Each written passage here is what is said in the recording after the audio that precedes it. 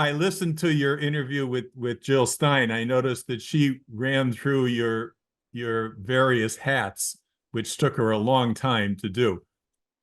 Rather than running through all of that, I thought I would start by your original, you might say original profession, which was an economist.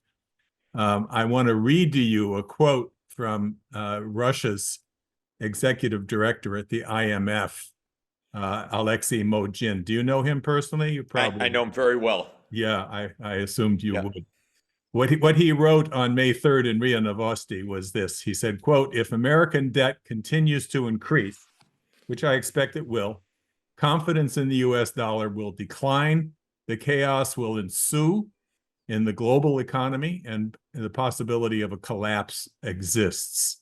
What are your thoughts on that? First, Alexei Mogin has been executive director for Russia for, I think, 3 decades. Since He's the 90s, outstanding. Yeah, absolutely outstanding. So what he says we should take very seriously. And he's been the dean of the executive directors, meaning the longest serving, and he presides often at the IMF. So I have great respect for him. What he's saying is that the public debt of the US, which is now more than 100% of national income and rising rapidly, will be a source of financial crisis in the years ahead. I concur with that. We don't have any kind of political consensus in the United States about what government should do and how to fund it. So the recourse of both the Democrats and the Republicans is to run larger deficit spending. The Republicans really like tax cuts. The Democrats like various kinds of spending increases or tax credits, but both sides like war. So both sides spend fortunes on war, and the upshot is that since the year 2000, the public debt has risen from around 1/3 of national income to more than 100% of national income. The Congressional Budget Office of the United States makes long-term projections, and their long-term projection for mid-century is that the debt will rise to around 200% of GDP. That's not the precise number that they give, but essentially the ratio of debt to national income doubling. That's not a forecast so much as saying if we stay on the current trajectory. So the fact that we have no political equilibrium in this country means that the fallback option is raise the debt, and eventually that leads to crisis. Right. I'm going to continue reading from Alexei Mogin. What he said after that was about the BRICS and the role of the BRICS in dealing with this situation. He said the BRICS are putting together an accounting unit based on a basket of currencies of the original 5 members of the BRICS, which will include daily quotes for the main commodities. And he mentions in that regard oil, grain, gold, metals, and timber. He goes on, mutual trade will be carried out in this accounting unit. If there is a collapse, he adds, it would be necessary to turn the BRICS accounting unit into a real currency backed by exchange-traded goods. That's his quote. I'll mention that this is very close to the idea proposed by Lyndon LaRouche in the year 2000 called trade without currency, which was subsequently studied by Russian economists Sergei Glaziev and others who are planning the BRICS policies for how to deal with this global crisis, which, as you know, the Russians and the Chinese are also quite verbally warning of the severity of the global financial blowout that we're facing. So what are your thoughts on that idea? Well, I think first, it's important to say that a number of things are in play. And one of them is that the BRICS countries want a means of settlement that isn't the US dollar. So this is one part of what's at play.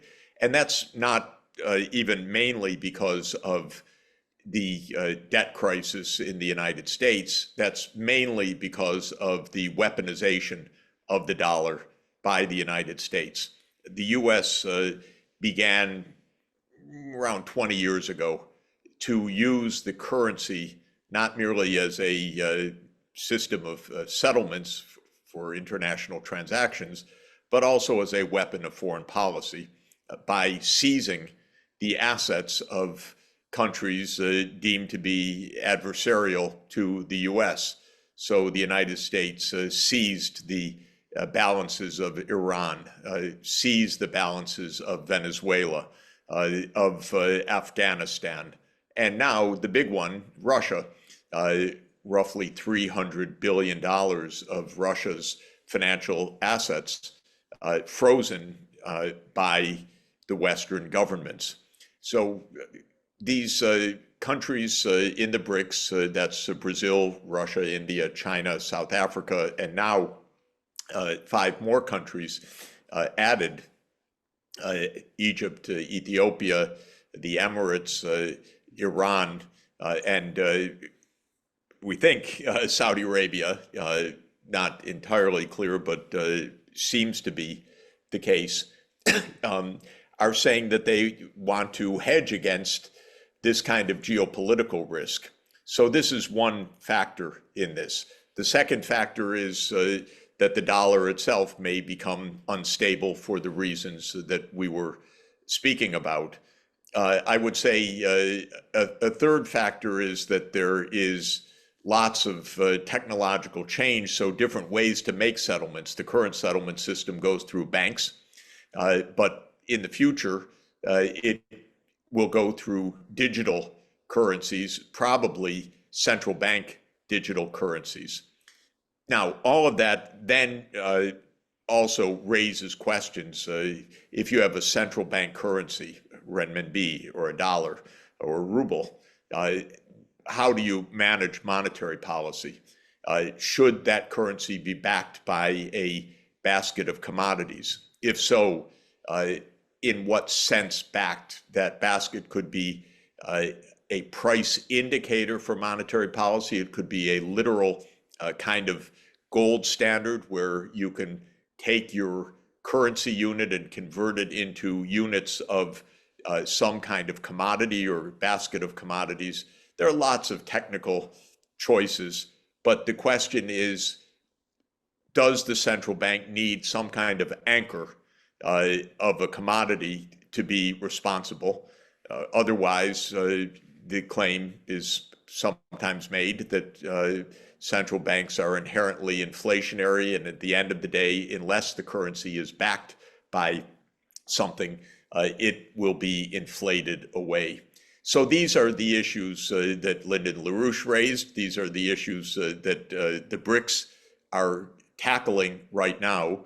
In my view, the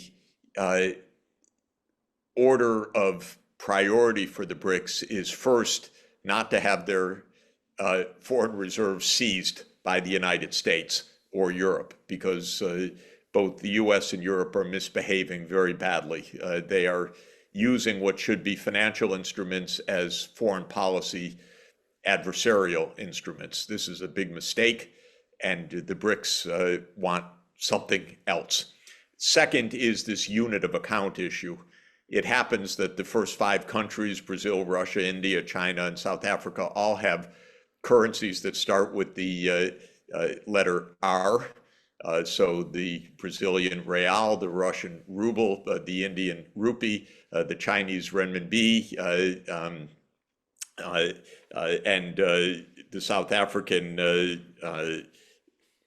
real, and all of it, so they call it the 5R. The rand, I'm sorry, excuse me. They call it the 5R currency unit. That's a term that apparently Mogen came up with that idea. Yeah, I also talked about that in recent years. Oh, okay. I just found it an amazing coincidence right. that they're all. But in any event, Alexei is carrying the ball on this.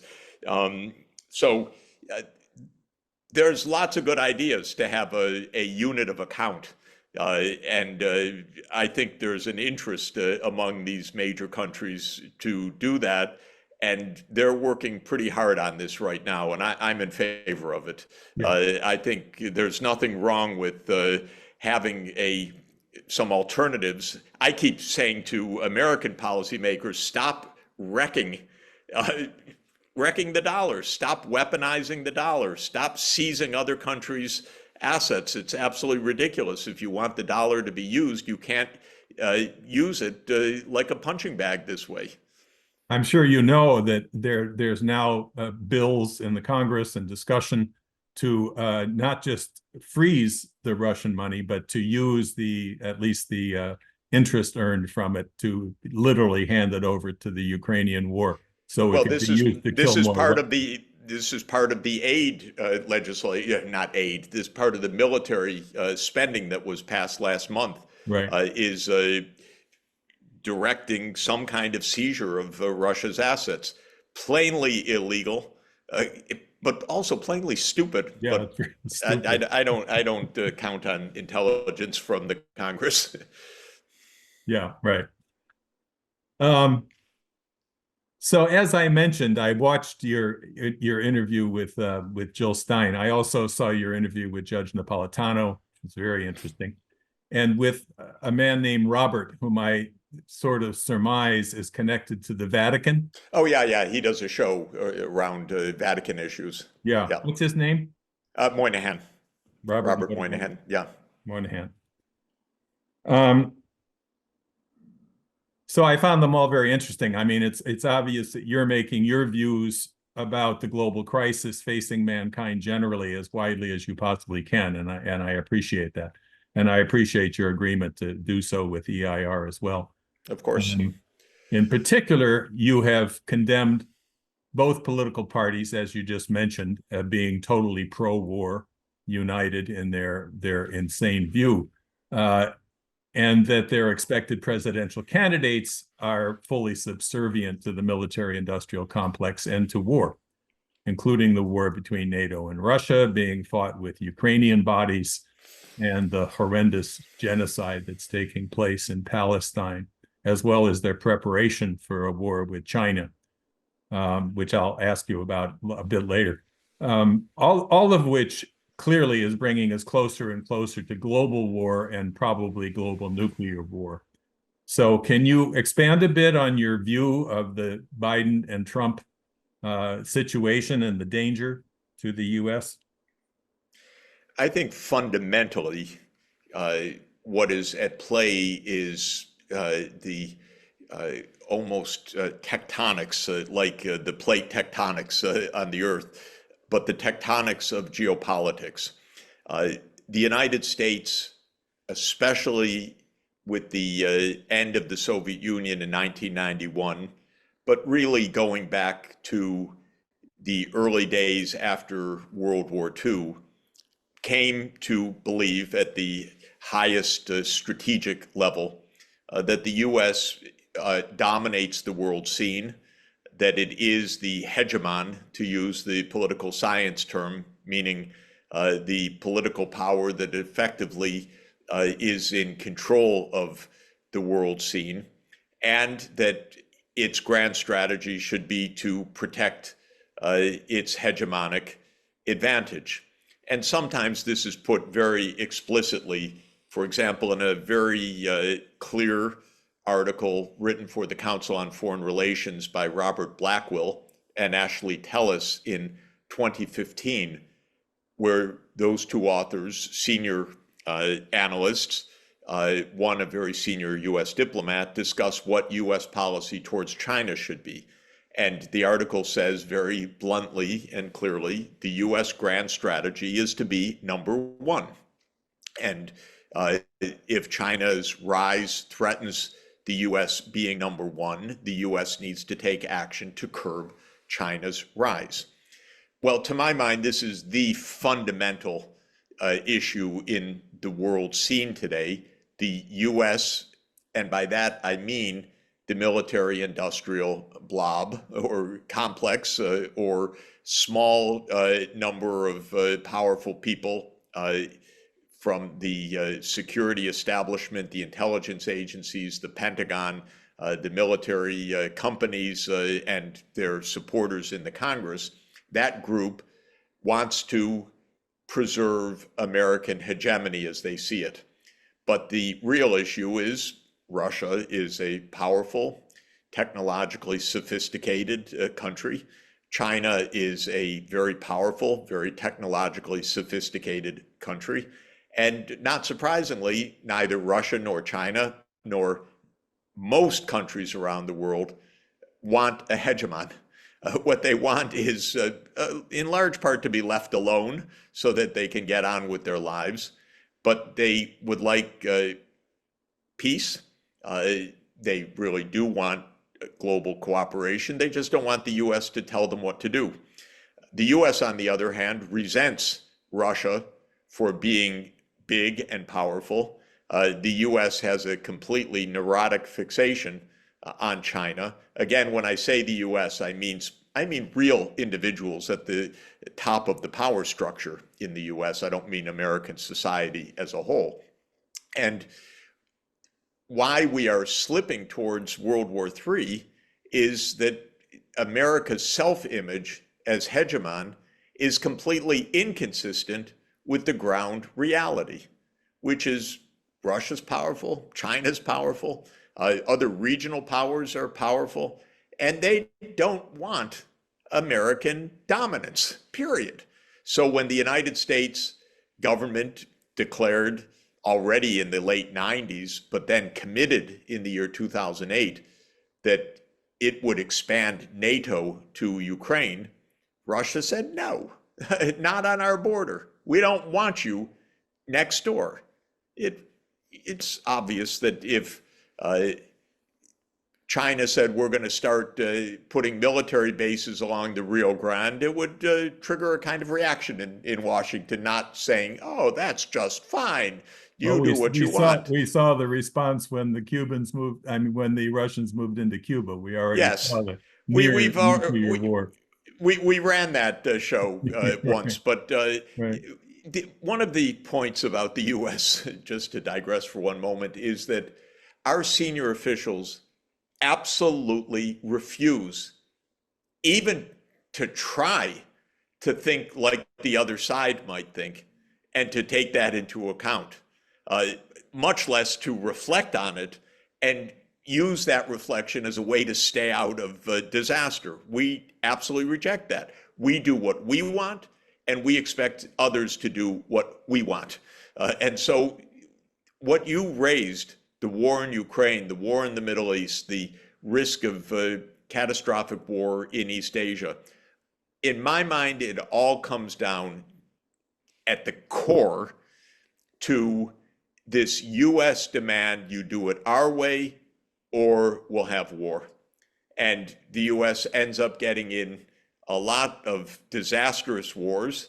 It gets millions of people killed because of this kind of approach.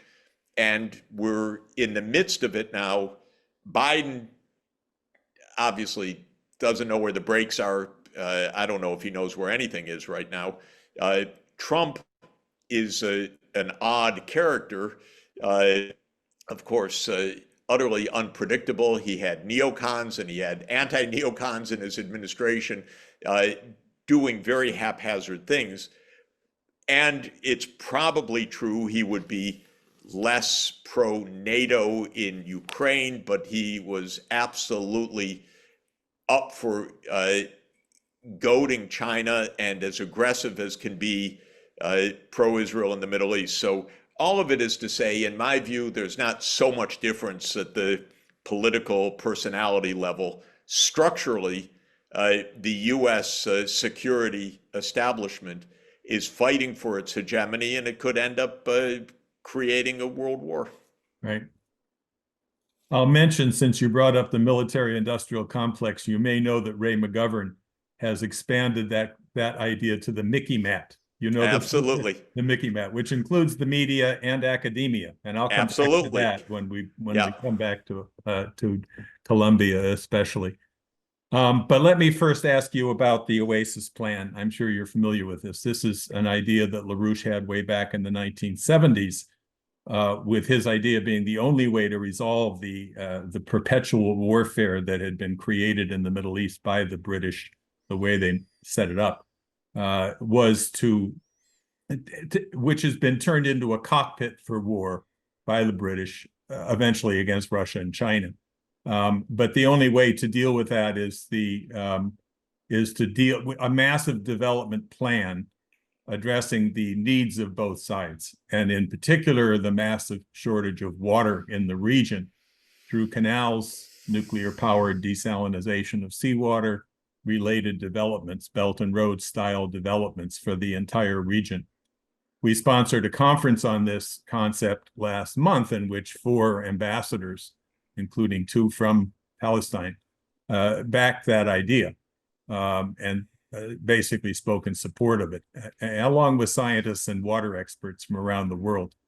Lynn argued when he first developed this that the idea that this is a great idea, but we have to get a political settlement first, is that this is backwards, that the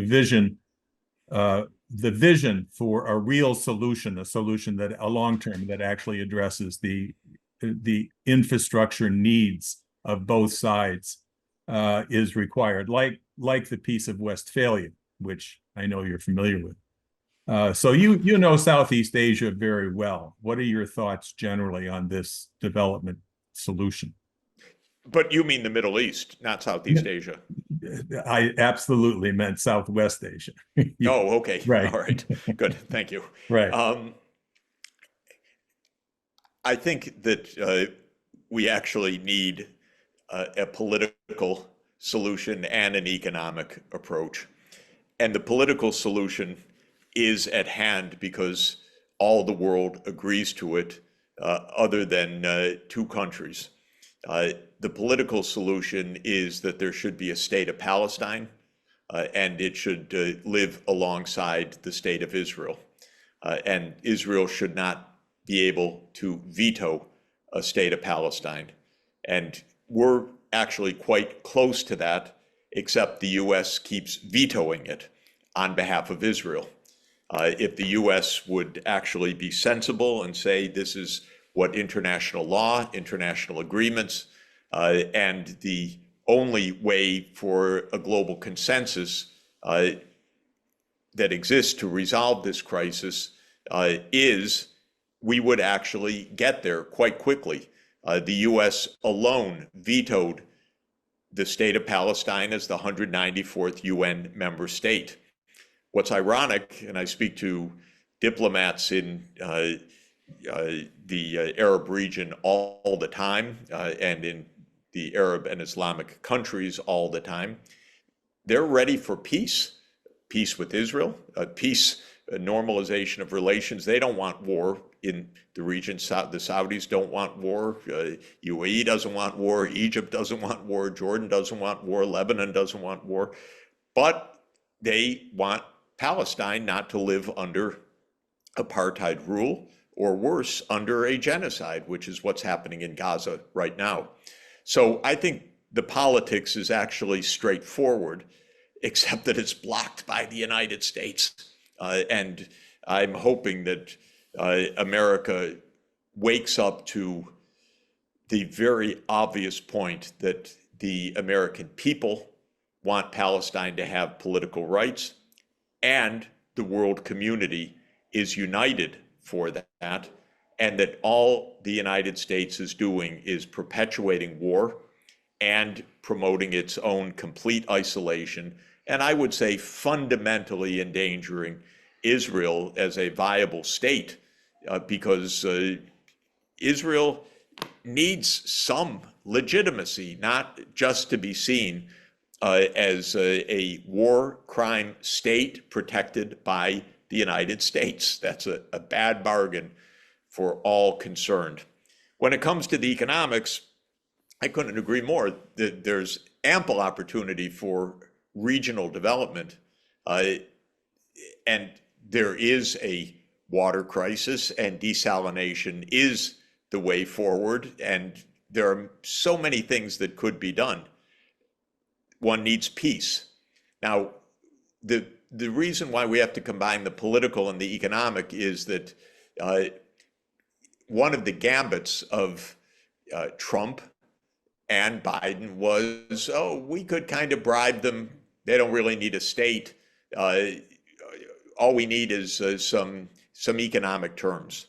But the truth of the matter is, Israel right now is absolutely radicalized, extremist, compared to what it was even a quarter century ago, much less in the 1970s.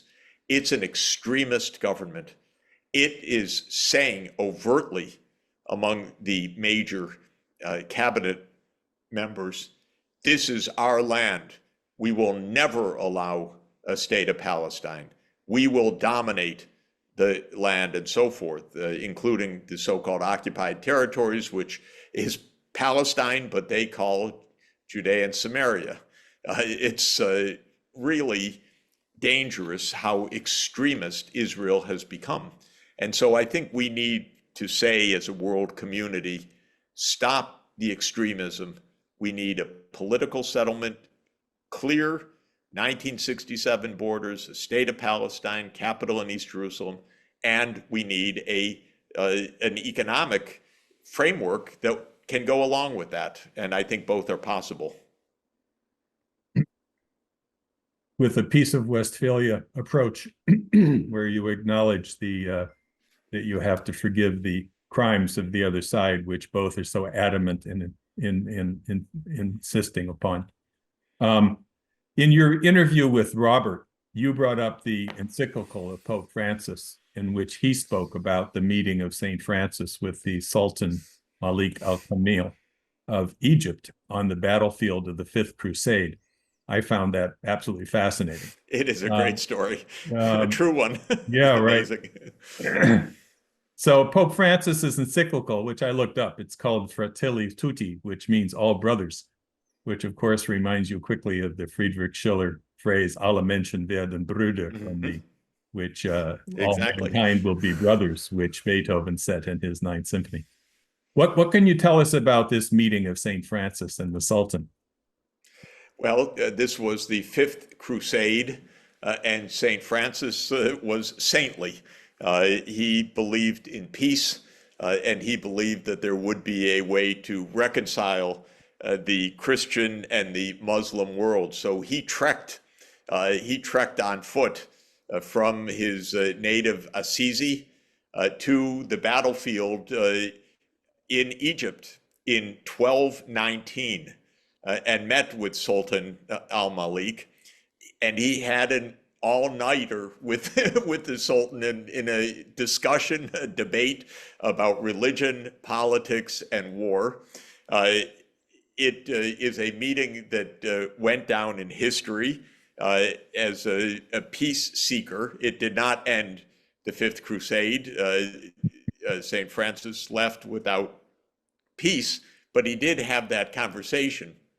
And Pope Francis raised this at the beginning of this wonderful encyclical because he said that it not only is inspiring that his namesake, St. Francis, made this journey, but also because he and the Grand Imam of Al-Azhar, which is the great center of learning of the last 1,000 years in Cairo, in Egypt, the great Muslim center of learning, the Pope and the Grand Imam have really joined hands in calling for peace and saying there is a way forward, but you have to reach across the divide, like St. Francis did in 1219.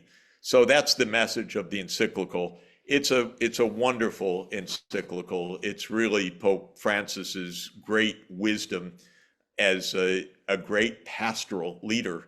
He's basically explaining, how do you deal with the other side? Do you deal with hate, propaganda, war making, or do you find a way to have what he calls encounter? And that is to meet the other side. So in addition to the meeting of St. Francis and the Sultan, a lot of the encyclical is taken up with the parable of the Great Samaritan told by Jesus, where you have a Samaritan robbed and left bloodied on the side of the road, and many pious people walk by him, Jews in the community, but it's a Samaritan, meaning someone from actually another jurisdiction and a religious group that the Jews looked down on at the time of Jesus's parable. And it's the Samaritan who rescues the robbed person, brings him to an inn, gives money for his care, and the Pope says, this is the way that the world can be saved, and the only way the world can be saved.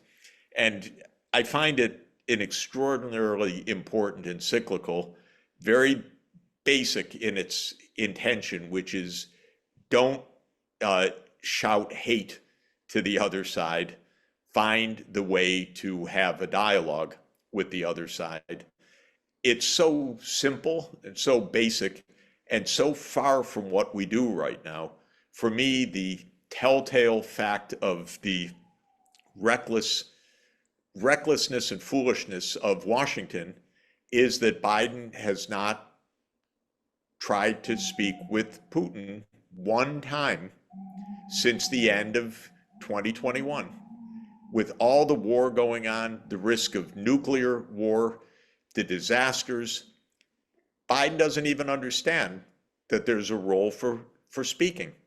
And why do I say Biden? Because President Putin actually said repeatedly, I'm open for discussion, but they don't want to talk. And the truth is, I've been watching this very close up because I know all these people. The US does not have the idea of diplomacy. They don't get it. They don't know it. We have a Secretary of State, but we don't have a diplomat. Right. On the question of the Vatican's role in this situation, in addition to the encyclical which you just described, you're also a member of the Pontifical Academy of Social Sciences at the Vatican. I'm afraid I don't really know exactly what that is, but I'm wondering what you and others in that and in others that you're in touch with in the Vatican, what is being done to try to realize the Pope's offer from a few years ago now to use the Vatican as a forum for peace negotiations. Well, the Pope has reiterated this just recently. He said that Ukraine should show the bravery to open to negotiations. Actually, in Ukraine, there's a law that Zelensky pushed, which says that it's illegal to negotiate with Russia until Russia leaves Ukraine. In other words, we can't have negotiations to end this war. Yeah. The war magically has to end first. Well, this is completely backwards, completely destructive, but it has meant that Ukraine rejects negotiations, and the United States, which is very poorly led by President Biden, takes the line, which I think is both a dodge and a delusion.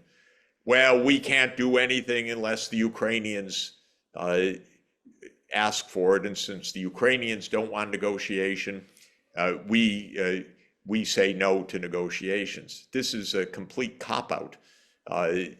Actually, it's almost the opposite of the truth. The U.S. has pushed this war all along. The U.S. has funded this war. The U.S. has armed Ukraine. It's the U.S., by the way, that told Ukraine, keep fighting, when Ukraine was ready to settle on the basis of neutrality in March 2022. And then the US and UK came in and said, no, we arm you, you keep fighting. And that is about 500,000 deaths earlier that would have been averted, but for the U.S. insistence, I would say, that its client state keep fighting.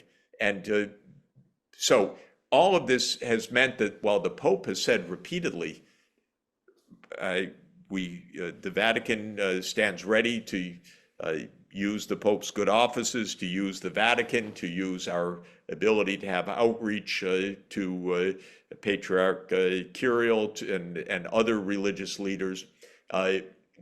It's been blocked by the geopolitics up until now. Right. Now, in terms of the U.S. as the unipolar power of the world, nearly the entire global South is now quite verbally and publicly and openly rejecting the whole policy of colonialism.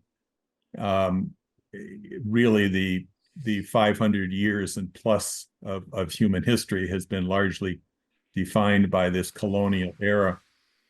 But they're now being offered something quite different from the BRICS, from the Belt and Road, something different than the austerity and subservience that the IMF and the World Bank policies and the colonial powers have imposed all these centuries. So what do you think about the Belt and Road and the BRICS policies in terms of dealing with the continuing immiseration of much of the developing sector, so-called third world, as we used to call it? Well, the U.S. really has starkly divided the world, because the U.S. has said, you're with us or you're against us. And it said that repeatedly. It said that with regard to the Iraq War in 2003 and onward, and it says it now with regard to Ukraine and the sanctions against Russia. You're either with us applying these sanctions or you're against us.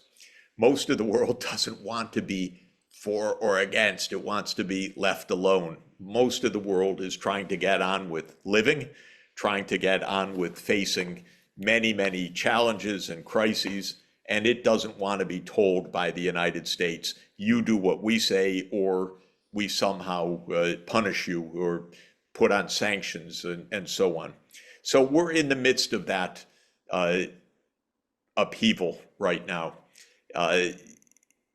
Europe, to my disappointment, which has the capacity to be an independent actor, has for the moment fallen almost entirely into the US camp.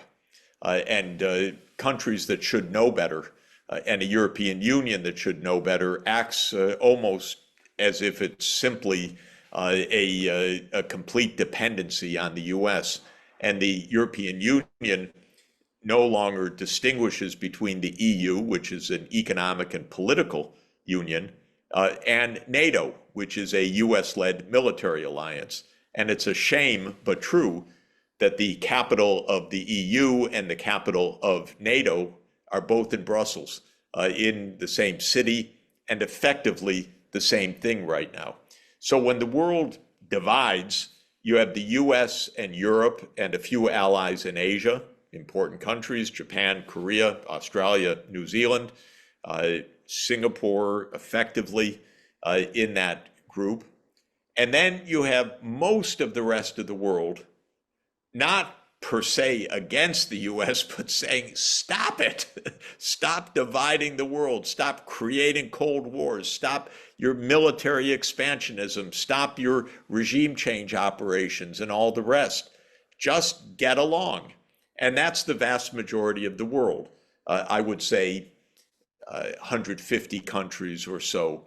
There are 27 in the European Union, plus the United States, plus the handful of non-EU countries, Britain, Canada, Australia, New Zealand, and so forth, coming up to probably about 40 countries in the, quote, US camp.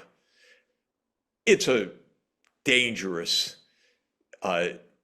sad, ridiculous way to behave, that we're number one, and if we can't be number one for everybody, we'll be number one in our group. among the 40 or so and will divide the world. It's a lousy bargain for Americans. It's a lousy bargain for the world. It's pretty much where we are right now. Now, when you look at any other individual developing country, generally their position is, I'd like to trade with the US, I'd like to trade with Europe, I'd like to trade with Russia, I'd like to trade with China. Why should I choose? I just want to get along. I don't need to take sides. But it's the US that is forcing this sharp division. And it's a shame and it's a huge mistake for the US, because when countries are forced to choose, they say, okay, we'll go with the other side because it looks like a better bargain. When you ask specifically about what's on offer, one of the things that's on offer right now is this Belt and Road Initiative, which is a $1 trillion plus initiative of China to finance modern infrastructure in partner countries. Fast rail, this is a huge part of Belt and Road. Many places are getting rail service for effectively the first time, or the first time in modern technology, such as a rail line that I actually was near to just recently in Ethiopia, running from Addis Ababa to the port in Djibouti. Many countries are getting major power systems, hydroelectric dams, and so on. And so the Belt and Road Initiative is a tremendous initiative. Naturally, the United States badmouths it, says it's awful, it's terrible, because the United States can't say anything good about China because China is an affront to the American arrogant claim of superiority. And so everything the US says about China is bad-mouthing. It's basically lies, fibs, misrepresentations, and misunderstandings, because what China's doing is very constructive in the world. And so this is why so many other countries are saying, okay, you force me to choose, I choose the Belt and Road. Right. Well, finally, there's some revolt going on in the United States. I mean, we now have hundreds of universities in upheaval. Students are protesting the war policies of our government. They're spurred on, obviously, by the genocide in Gaza, but it really goes beyond that. The response of both parties and most of the Congress has been send in the police, and perhaps soon the National Guard. People may recall that it was exactly 54 years ago in May of 1970 that the National Guard opened fire on peaceful demonstrators at Kent State University in Ohio, killing 4 and wounding 9. Are we seeing this coming again? Well, we're seeing a kind of panic by the politicians and by the university administrators to what the students are saying. What the students are saying is they don't like genocide. They don't support what Israel is doing. They want it to stop. And the students are absolutely correct in this.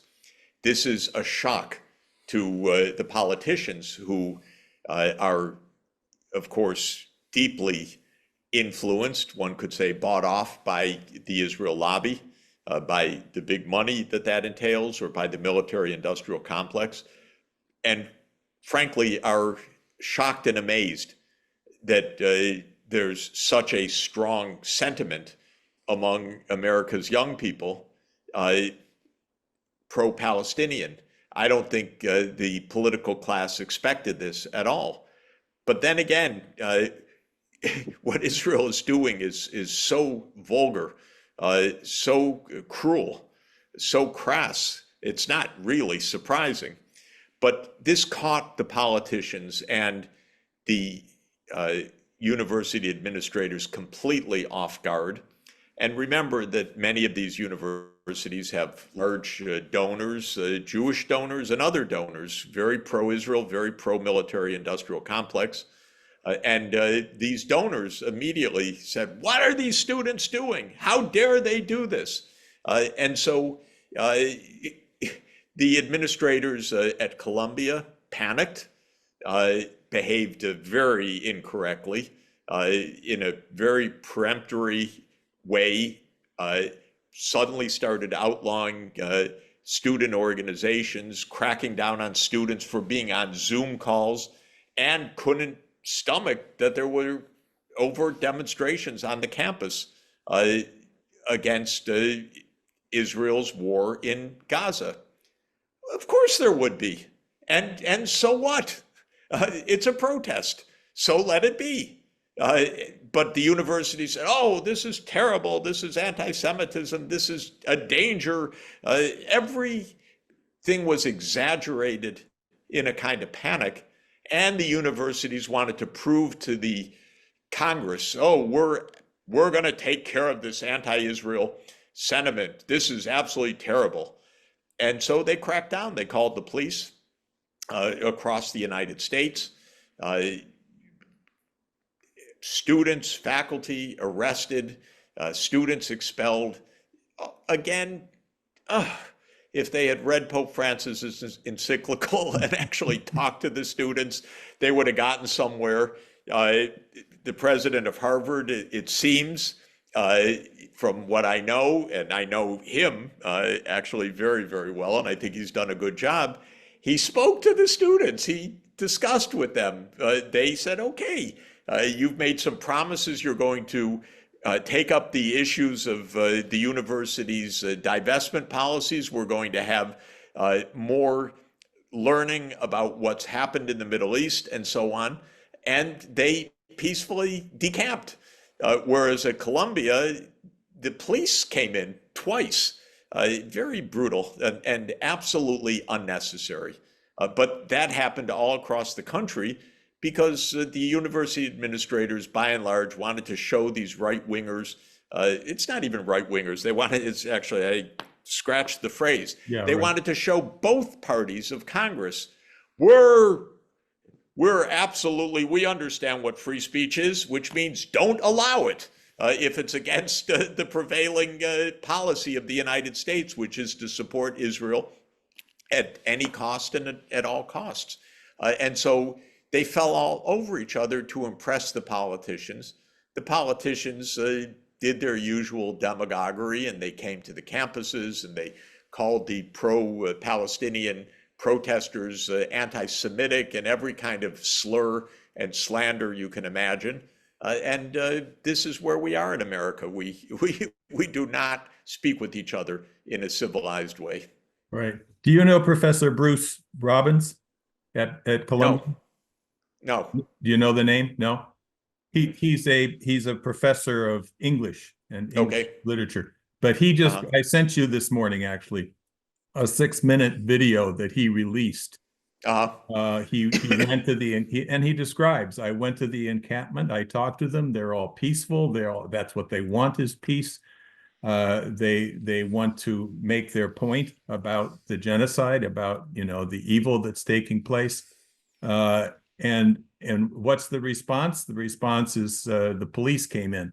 And then he said that he began to see something was amiss when after the October 6th events, Columbia set up a 3-person team to investigate anti-Semitism. And he said all 3 of the people that were chosen were Zionists, and that their report just completely ignored, 100% ignored what was going on in Gaza. And all they talked about was the evil of Hamas and so forth. It's a very interesting video. Yeah, I didn't see it, but it completely comports with everything that I've spoken with my colleagues at length in recent weeks. And I think the actions that were taken by our administrators and similar actions taken by administrators of universities and other places was wrong, completely contrary to the spirit of the university, completely contrary to the First Amendment rights of free speech and the right to protest, and completely neglectful of the ground reality, which is that Israel is killing tens of thousands of people And I'm proud that our students are saying, no, don't do that. That's what students should be saying. You said something similar in your interview with Judge Napolitano, which I took note of, which is that the U.S. wants to maintain its hegemony around the world, but to do so, it's imposing internal suppression on the U.S. population, and that this was, your term was that it was breaking apart our community, undermining the role of universities as places of debate, speaking out on ideas, and instead is bringing in the police to crush peaceful opposition. So that's what you've just explained in a bit, I guess. The American people do not want or need in any way hegemony for our safety, our security, or our well-being. China is not an enemy. Russia is not an enemy. We don't need these wars. They don't make us safer. They don't make us more prosperous. And the American people sense it or know it, and they oppose the foreign policy. And of course, in the US at this point, almost all foreign policy is managed secretly, really by a small group. Everything is under classified control. What is told to us are lies, and the public is protesting. And in order to keep to the lies, the government is cracking down. That's where we are. It's extremely dangerous. What else do you think is going on amongst the faculty at Columbia and perhaps other universities that I'm sure you're in touch with as well? What do you think they are doing about this, and what do you think they can do about it? I can imagine that the presidents Hillary Clinton and Victoria Nuland becoming professors at Columbia is not going to help very much. The president of the university, Minosh Shaflik, was the first university president to call in the police, and she shut down the student protests. She's also a member of the House. I don't know if you know her background, but she's also a member of the House of Lords in the UK. She was vice president of the World Bank and a managing director at the IMF and a deputy director at the Bank of England. So we're dealing here with a person at the very center of the global financial oligarchy. And now she's running a leading university like Columbia. What do you think of that? Well, I think the main point is her community is the students and the faculty. And I would say to her and I have said to her and to the administration, pay attention to your community.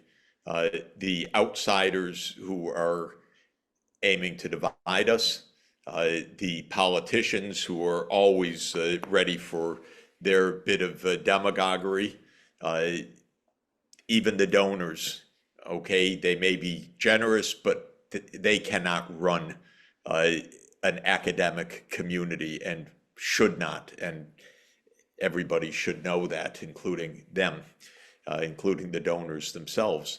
Pay attention to your community, because if the community breaks, what do you have? What's left? And so I think that this is really the point. The faculty are very unhappy, at least hundreds of them are. There is a faculty vote of no confidence underway right now.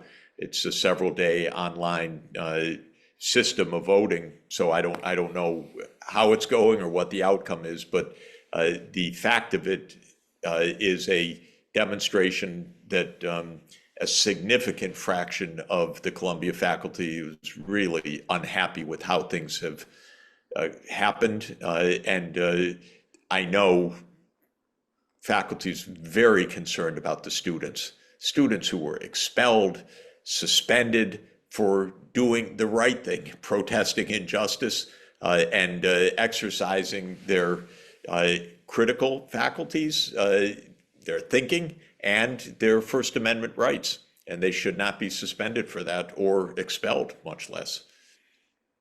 The universities are beginning to shut down now at the end of the term, and the summer break. And these protests may not continue, but what, in your view, what would it take to rally the national sentiment of the students that are already expressing their concerns, but the rest of the population as well, to rally them against these wars with something like a March on Washington or some major display of the kind of what you said, the U.S. people don't agree with these wars. How do we galvanize that? Well, I think it's likely to continue. I don't think that even with the school year ending, the protests are going to stop. We're in an election year also. There are going to be lots of gatherings of people. There will be political conventions. There will be campaign events. Which seems tragically likely, but if the fighting in Gaza continues the way it's going right now, with more senseless deaths and more violence, I'm pretty sure that the protests are going to continue to play a very big role in American society in the coming weeks.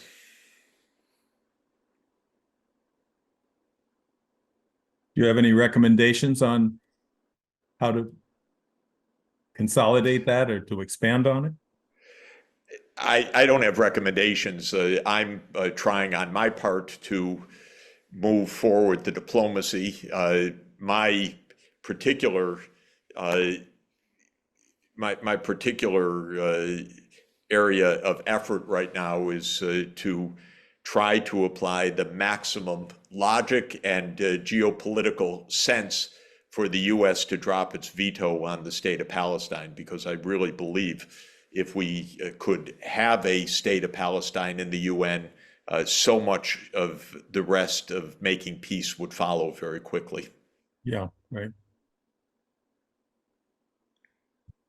Well, as you certainly know, there were tens of thousands of Israelis who've been out in the streets over the last few weeks, generally demanding an end of the war and a release of the hostages. And Bibi, of course, has insisted that the planned slaughter, and now it appears the ongoing slaughter of innocents in Rafah, is going to proceed with or without a deal with Hamas. Do you see any hope that the Israelis themselves can end the madness of Bibi and Ben-Gvir and Smotrich, so forth?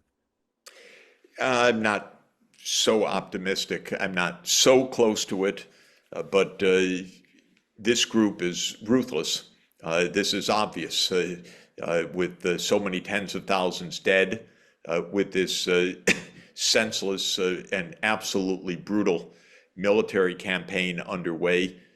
This is a ruthless group, and the demonstrations are not exactly for peace. They're for release of the hostages. They are anti-Bibi to an important extent, but unfortunately, there's a lot of feeling across Israeli society, according to the opinion surveys, for very harsh continued measures in Gaza.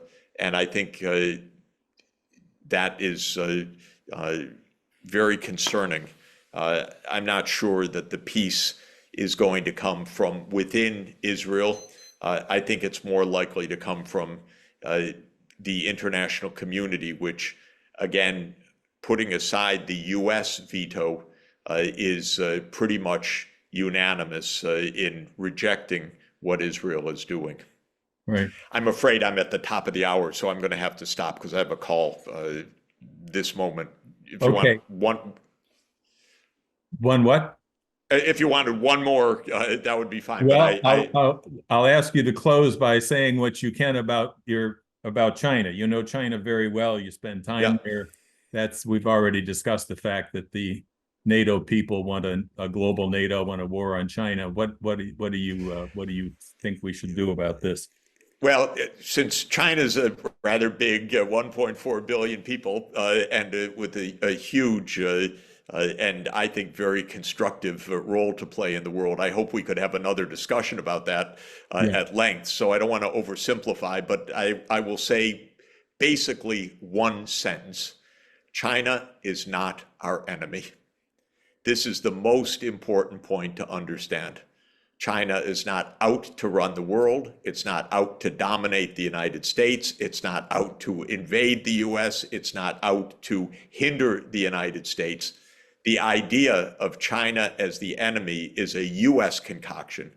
It's a resentment of China being large and successful. It is not a measure of China per se. And this is the most important thing for Americans to understand. Stop making enemies where they don't exist. If one persists long enough in calling someone else an enemy and acting that way, you'll create an enemy. But if you have more sense and understand that China is not our enemy, we have no reason to make China an enemy, nor will it be an enemy.